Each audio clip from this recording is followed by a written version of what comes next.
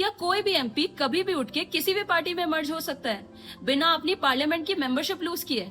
Is it that simple? Well, बिल्कुल नहीं।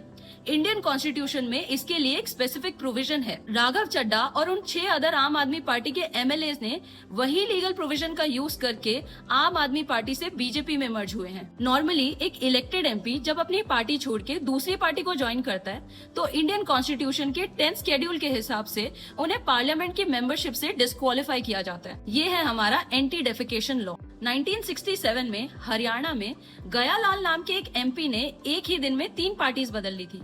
मतलब सुबह अलग, दोपहर में अलग और रात में अलग।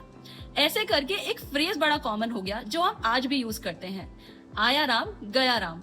आया राम गया राम एक ऐसा फ्रेज है जो डिनोट करता है एक पर्सन की इंस्टेबिलिटी को। और उसके बाद पूरे देश में एमपीज पैसे और पावर के चक्कर में फ्रीक्वेंटली अपनी पार्टीज बदल रहे थे, जिसके कारण सरकारें कोलैप्स हो रही थी और स्टेबिलिटी का इशू आ रहा था। 1985 में राजीव गांधी सरकार ने गवर्नमेंट को स्टेबल रखने के लिए 52nd कॉन्स्टिट्यूशनल अमेंडमेंट के थ्रू कॉन्स्टिट्यूशन में 10th शेड्यूल जोड़ा, जो बात करता है एंटी डेफिकेशन लॉज के बारे में, जिसका एक ऑब्जेक्टिव ये भी है कि पब्लिक कभी भी एमपी को देख के वोट नहीं करती, वो पार्टी को देख के भी वोट करती है। अगर एक एमपी फ्रीक्वेंटली पार्टी छोड़ता है तो that will amount to instability not only in the party but also in the government. लेकिन इस लॉ में एक एक्सेप्शन भी है और वही एक्सेप्शन का यूज करके राघव चड्ढा ने आम आदमी पार्टी से बीजेपी में मर्ज किया। 10th शेड्यूल का पैरा 4 ये कहता है, अगर किसी पार्टी के लेजिस्लेटिव मेंबर में से 2/3 या उससे ज्यादा साथ मिलके दूसरी पार्टी के साथ फॉर्मली मर्ज होते हैं तो उसे डेफिकेशन नहीं माना जाता और उसी के तहत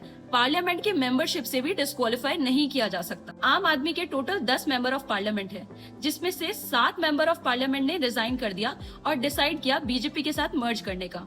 7 आउट ऑफ 10 सजेस्ट करता है 2/3 मेंबरशिप से ज्यादा, जो कॉन्स्टिट्यूशनली एक वैलिड मर्जर बन जाता है। तो ये सिर्फ पॉलिटिक्स ही नहीं, कॉन्स्टिट्यूशन का भी एक कैलकुलेटेड यूज है। अब ये सही है या गलत वो आप लोग डिसाइड करो और कमेंट में जरूर बताओ।